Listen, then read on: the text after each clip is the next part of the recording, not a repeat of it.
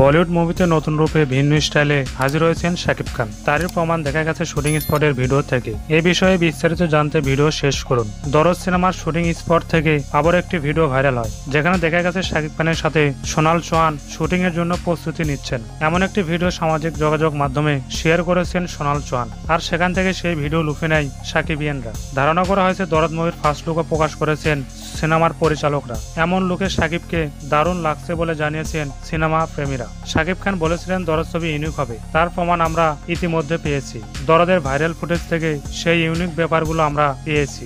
অনেকে ধারণা করেছেন দরদ ছবিতে শাকিবকে ডাবল পার্টে দেখা যাবে। ডাবল রোলের কিছুটা আভাস মিলেছে দরদের শুটিং সেট থেকে। এরই মধ্যে দরদের প্রথম ধাপের শুটিং শেষ করেছেন অনন্য মামুন। তার সাথে গানের শুটিং সহ বেশ কিছু অ্যাকশনের দৃশ্যের কাজ করেছেন অনন্য মামুন। দরদ ছবিতে ডাবল পার্টের শাকিবকে কেমন লাগবে জানিয়ে দিন নিজের মতামত।